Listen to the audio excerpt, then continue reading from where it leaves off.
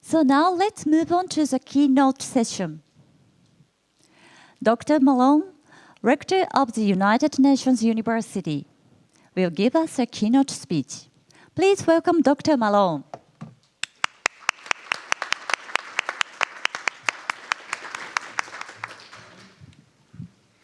Thank you very much. It's a great pleasure to be with you today. My thanks go above all to Governor Koike and her colleagues who have worked so hard to host us today, yesterday evening, and later on in this important conference. For those of you who are here from abroad, you may not know that the governor is one of the most internationally oriented politicians of Japan.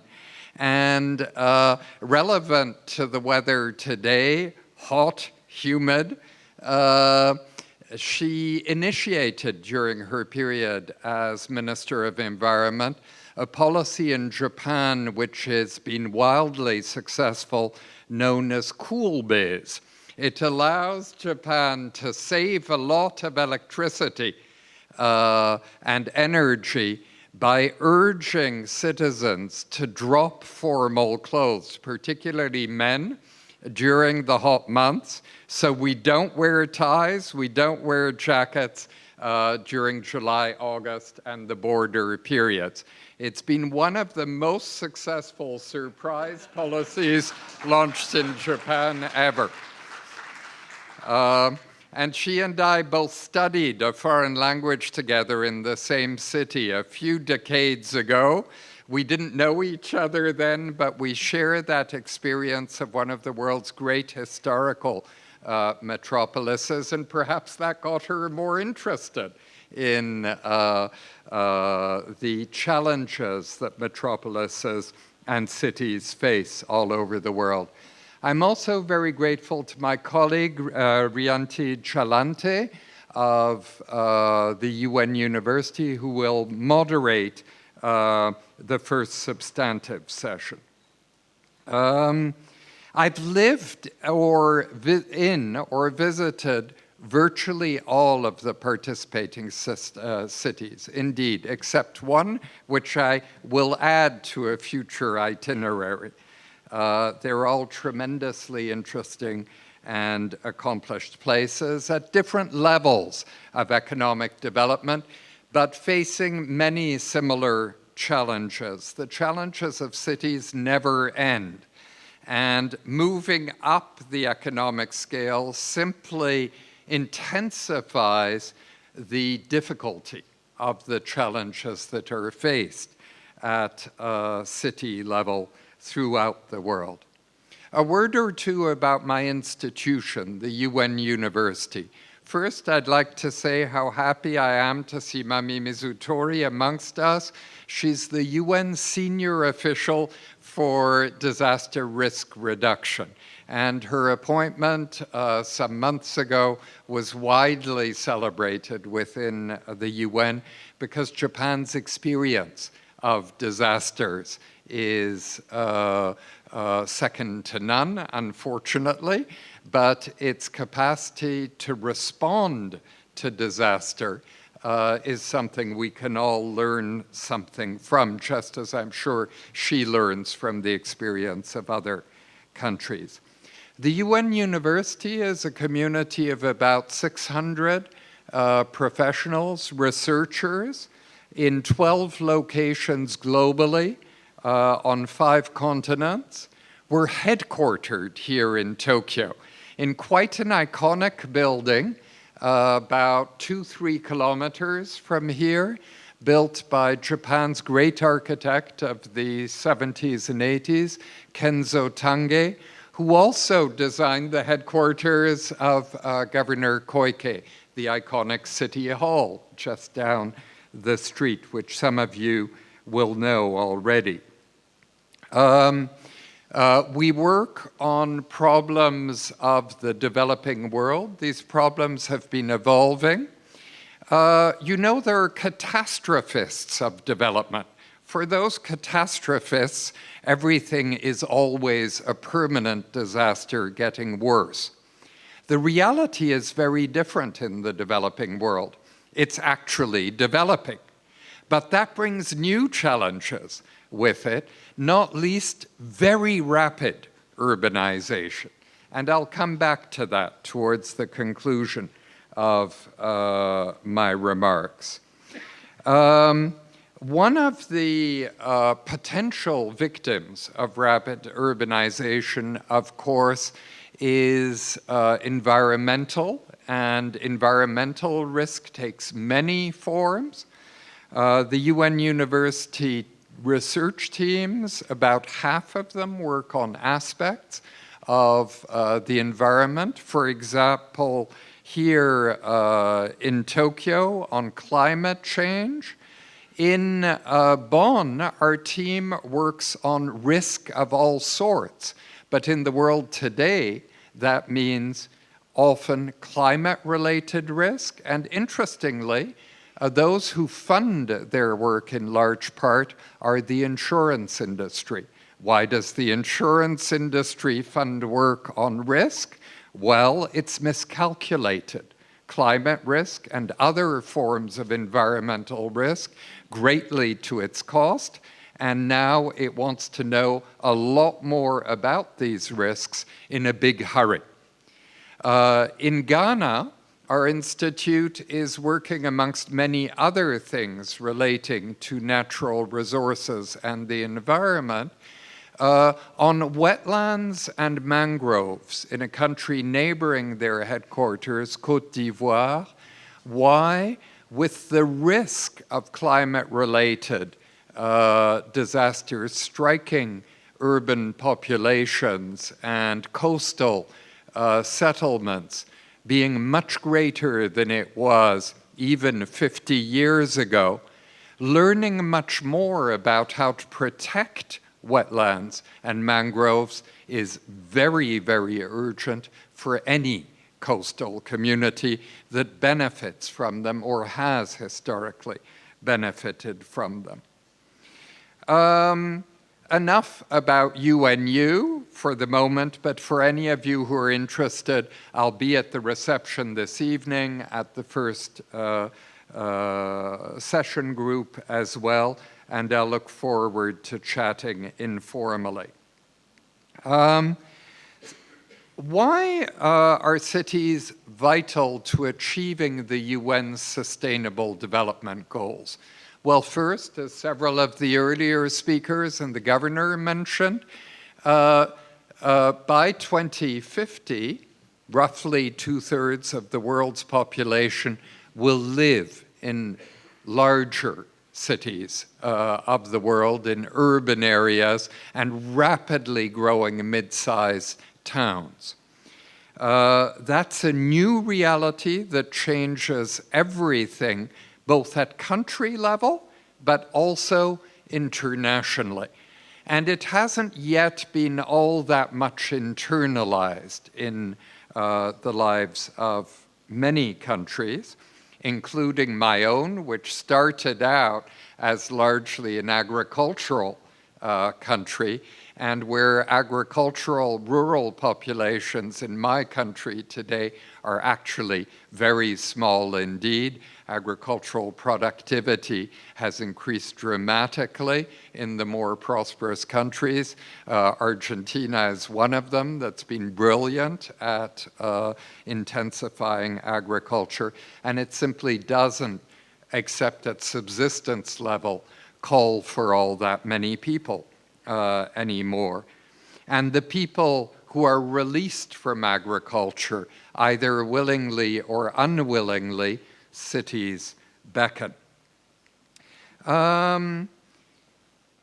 If you read the Sustainable Development Goals and targets, you will see that issues relevant to cities run throughout them. Of course, urban areas and communities have their own goal, Sustainable Development Goal 11, but it would be a big mistake to think that's it. Actually, the interests of cities, the challenges of cities, and their relevance to society everywhere is reflected throughout the goals. I'm happy to say. And I was researching this a bit before coming here. Now, to bring all of this to life a bit, and to reverse, in a way, the direction of the binoculars we've been looking through, I want to look at it from the perspective of a very poor rural person.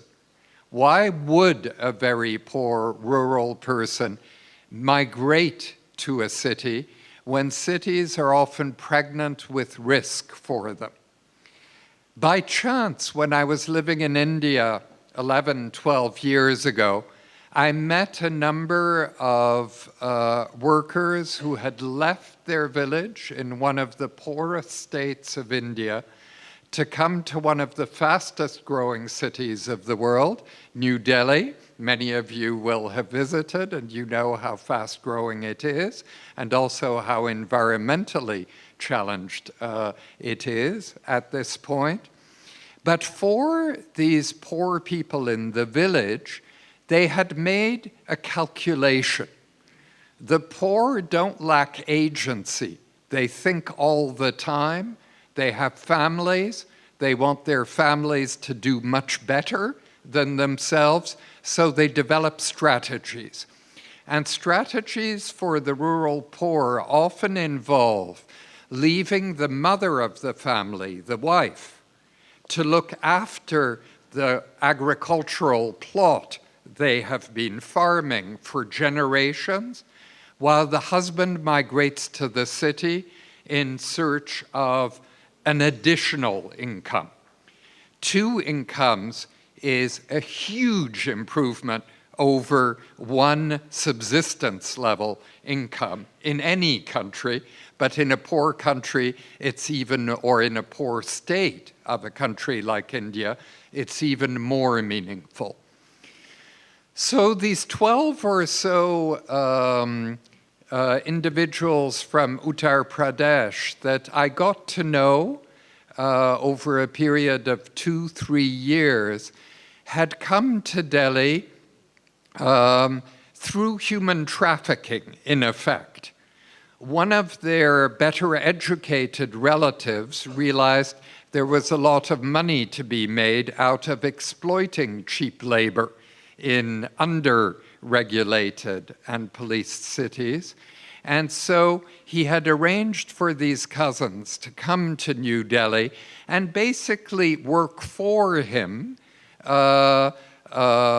was a contractor of labor, and they were laborers without a contract.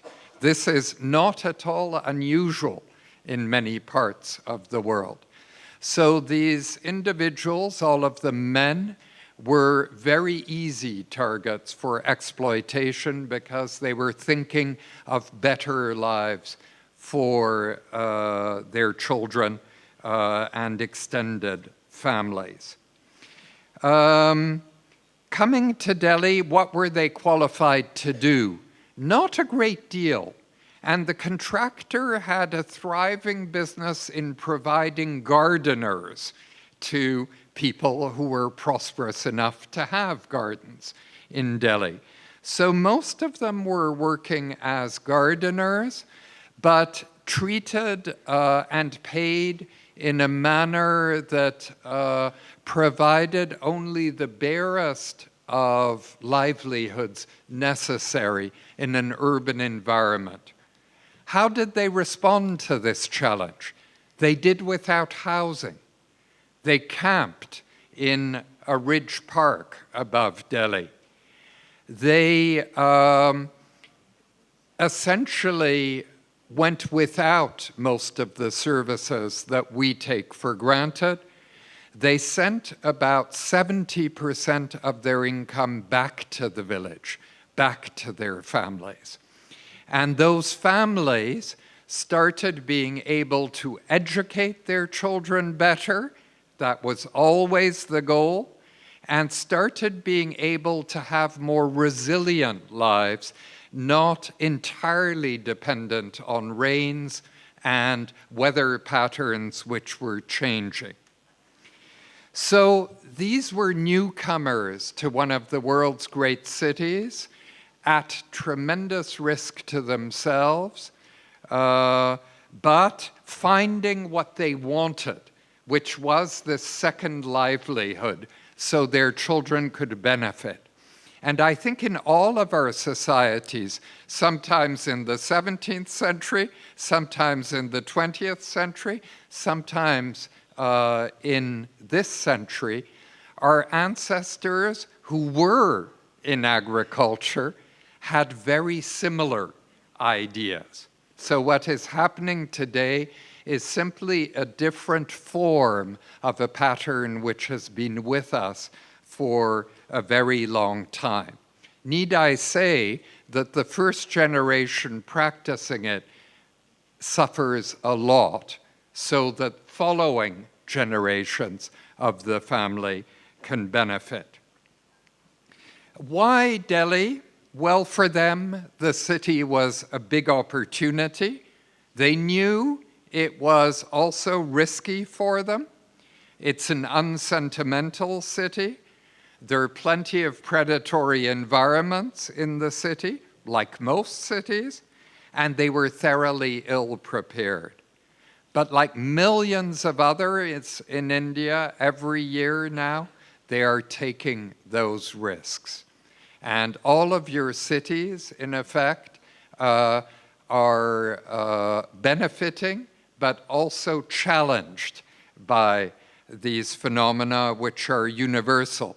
Indeed, Tokyo faces the challenge. In a country whose demography is shrinking, Tokyo goes on growing.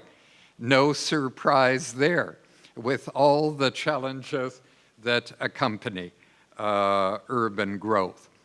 So I know that you're all going to be discussing these and related issues today, how to provide services in cities to the residents of the cities, when often at national level and regional level, those levels of government often defect from responsibility for services to citizens in cities, leaving it up to the cities to provide. The most important, in a way, service, of course, is healthcare, basic healthcare.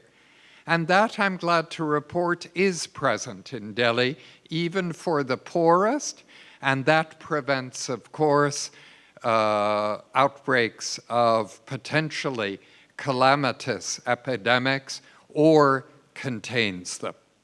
So the challenges of cities are great. It makes working within municipal governance tremendously exciting. It's not something I've done myself, but every time I research it, I know why all of you are engaged in it. So thank you so much for your attention, and I look forward to learning much more.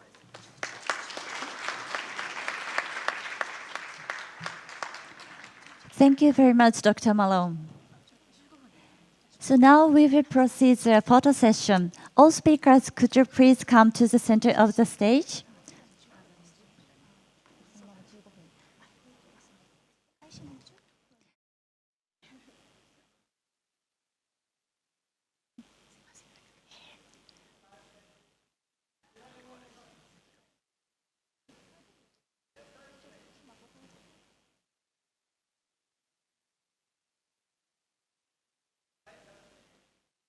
So please look at the right-hand side, please. Okay. Thank you very much. So now please return to your seat. Thank you very much.